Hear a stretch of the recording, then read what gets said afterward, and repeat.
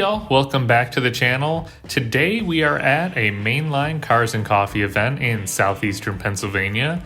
This is the May 18th, 2025 event, and we're starting the day off with some beautiful weather and some beautiful cars. How do you guys feel about this color? It's called Austin Yellow. I personally love it. I've mentioned this before, but I absolutely love Honda S2000s, and this was wrapped, I think, in this cool purple color. It looked fantastic on the chrome wheels. And here are a pair of Cadillac CTS-V coupes. For those of you unfamiliar with these cars, they came with a 6.2 liter supercharged V8, an LSA. Here's an unusual one. This is a Mercedes-Benz CL55, and it appears to be tuned by Rentec. I just love these massive pillarless coupes. They're fantastic.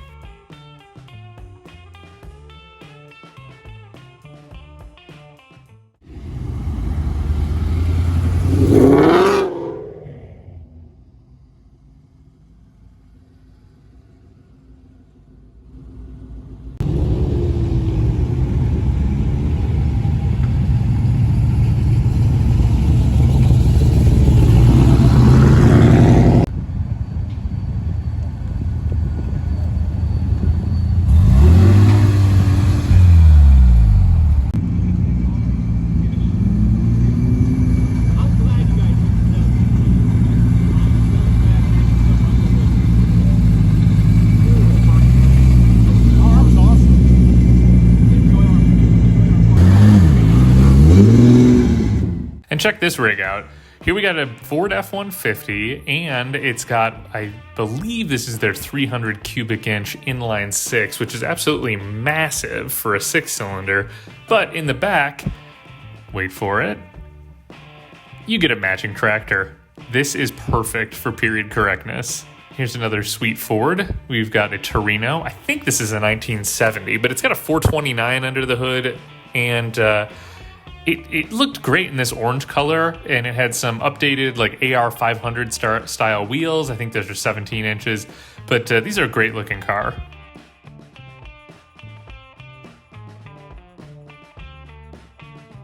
This is one of my personal favorites from the show. This is a Chrysler Conquest, and this is based on a Mitsubishi Starion. Chrysler and Mitsubishi had a partnership. Check out those turbo seatbelts as well. And they sort of badge engineered this car. And here is a CT5V Blackwing. Again, supercharged V8 with a stick. One of the few manual sedans left with a V8, I think. Could be the only one. And here's a beautiful Ford coupe with triple Strombergs, I believe, under the hood, or really no hood. But check out that wood on the interior. That is just how these cars were built back in the day. Another one of my favorites from the show, this Noble M400. I believed these used 3-liter Duratec V6s from the Ford Mondeo, and they paired them with twin turbochargers. But, this is sort of a bespoke car, hand-built, low production numbers, but very cool to see on the U.S. soil. This is my favorite car of all time, the 0506 Ford GT. This one was a 2005. Just fantastic looking cars. They've aged well. They've appreciated in value, and I just get excited every time I see them. And honestly, so does everybody else. Now, do you guys consider a Corvette ZR1 a supercar or a sports car? Let me know in the comments. I mean, this sure has supercar power and a lot of carbon fiber. I don't know where I stand on this, to be honest with you.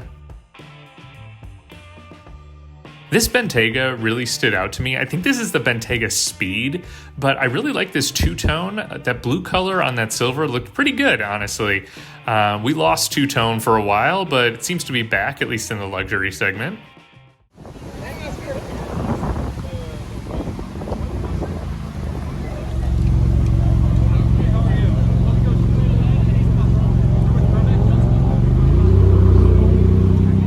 This Lamborghini Huracan Storado was a perfect spec. The green was a great color on the bronze wheels. Check out the firing order. That's a Lamborghini staple. Pretty cool one, too. But it's got the roof racks. I don't know if this one had the rally lights up front. I think that's probably the only thing that I would want on this. Otherwise, it's perfect. This might be the first Mustang Dark Horse I've seen out in public. It had some aftermarket wheels on it, I believe, but good looking car. I love this color, and these sound pretty gnarly, and I think their stopping numbers from the magazines are like sub 100, so pretty impressive.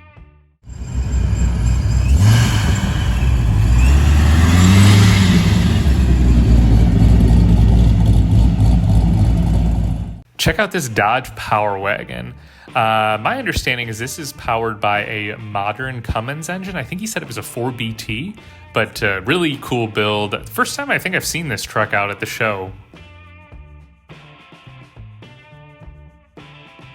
Now here's a gem. This is a Chevy Silverado SS. I feel like most people know the Trailblazer SS, but it also had a pickup truck counterpart with the same drivetrain, that being a 6-liter LS2 V8 and potentially all-wheel drive. You know I like my second-gen Camaros, and this one had the right stance and the right color on the Krager SS wheels. Yeah, I mean, it's perfect. I don't care. I think these cars look better a little bit beat up. Now here's a little bit of Buick muscle for you. I believe this is a 1965 Buick Skylark. It doesn't appear to be an actual Grand Sport or a GS, but it seems like it's got the 400 cubic inch V8 from a Grand Sport or a GS. Really cool car, and it's a great color.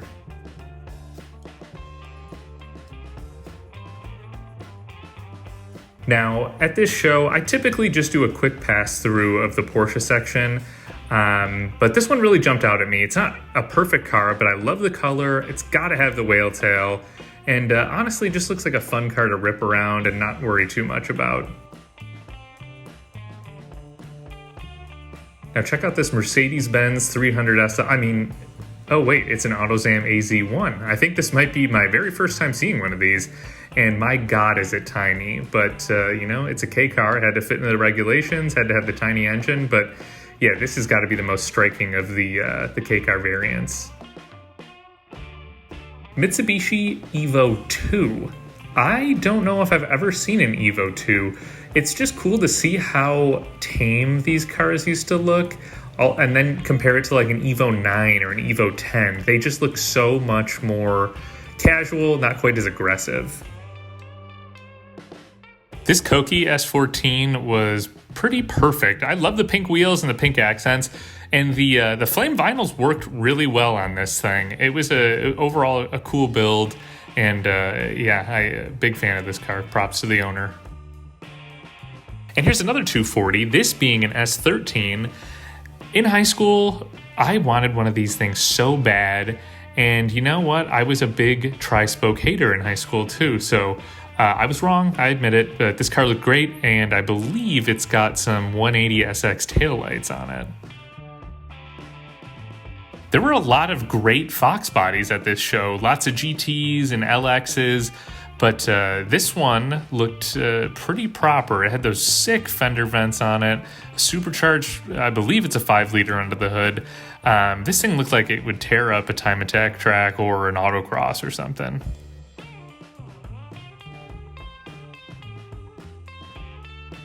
Here's one I haven't seen in a long time. This is an Infiniti Q45. I don't know when the last time I saw one of these in person was. I guess today.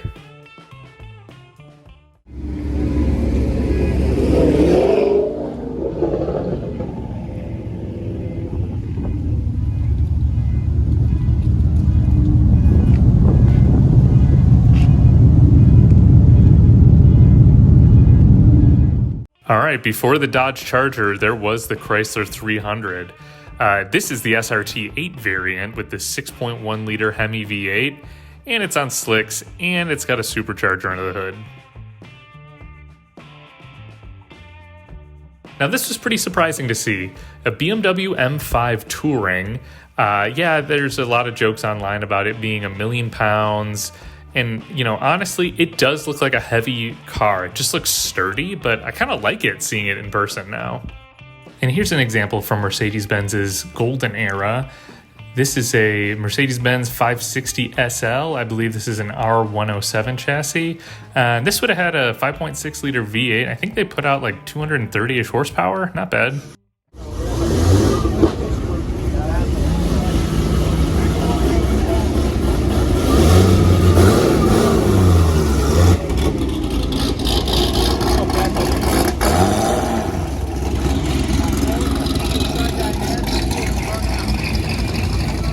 All right, y'all, we will end it here on this Lamborghini Aventador Ultime.